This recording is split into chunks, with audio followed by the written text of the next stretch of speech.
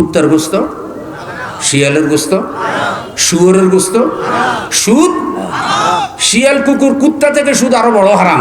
কুত্তা রাঁধে দিলে খায় না, সুদ দিলে কি? আমি হারাম খাই না, কুত্তা দিয়ে সুদ কি লেগে? অথচ শিয়াল কুত্তা যোগ করলে যত হারাম হবে তার থেকে বড় হারাম এত সুদ খায়।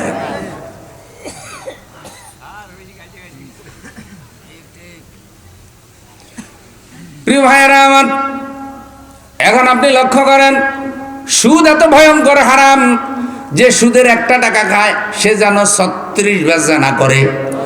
রাসূল বলছে যারা সুদ খায় তারা যেন মায়ের সাথে জানা করে, স্ত্রীর মতো যেন মাকে ব্যবহার করে। নাউযুবিল্লাহ। দুনিয়ার কোনো পাপের ব্যাপারে রাসূল এটা বলে নাই। কত মানুষ আছে নামাজ পড়ে না, আছে না? কিন্তু রাসূল একথা বলে নাই যে নামাজ পড়ে না সে যেন মায়ের সাথে ব্যভিচার করে, এটা বলে নাই। কত মানুষ আছে মিথ্যা কথা বলে, রাসূল কিন্তু তার ব্যাপারেও বলে নাই যে মিথ্যা কথা বলে সে যেন মায়ের সাথে ব্যভিচার করে, এটা বলে নাই। কত মানুষ আছে মদ খায়, রাসূল এটা বলেন নাই যে মদ খায় সে যেন মায়ের সাথে ব্যভিচার করে, এটা বলেন নাই। রাসূল সাল্লাল্লাহু আলাইহি সাল্লাম বলছেন যে সুদ খায় সে যেন মায়ের সাথে স্ত্রীর মতো শারীরিক সম্পর্ক করে। এত কঠিন ঘৃণা আল্লাহ রাসূল সুদকে করছে। আপনারা বুকে হাত দিয়ে বলেন তো আমাদের রাষ্ট্রে সুদ আসেনি? হুজুর মরে, হাফেজ মরে, সুদের বিরুদ্ধে ওয়াজ করতে করতে কত ফিসাব মরে, সুদ মরে না। সুদের করোনায় ধরে না। কি সুদ মরে না কা?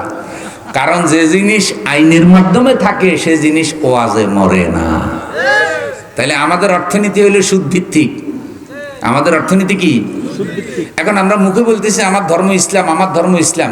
ইন্নাদ দীন ইনদাল্লাহিল ইসলাম। আল্লাহ আমারে ইসলাম দিছে, আমি খুব খুশি। কিন্তু ইসলাম বলতেছে সুদ হারাম। আমি আমার সংবিধানে সুদের আইন পাশ করে রাখি দিছি। তাইলে আমি কি সত্যিকারে ইসলাম গ্রহণ করতে পারছি? এইভাবে বিশ্লেষণ করে করে ইসলাম বুঝার দরকার আছে না নাই? এভাবে বিশ্লেষণ করে দেখবেন যে আমরা অনেকেই ইসলাম সঠিকভাবে মানতে, তা আমরা পরকালে ধরা খেয়ে যাব ভাই। আমরা 90 জন মুসলমান আদমশুমারিতে, কিন্তু কোরআন হাদিস অনুযায়ী আমাদের অনেকের মুসলমানিত্ব টিকে না। আল্লাহ আমাদের পরিপূর্ণ ইসলামকে ধারণ করার তৌফিক দান করুন।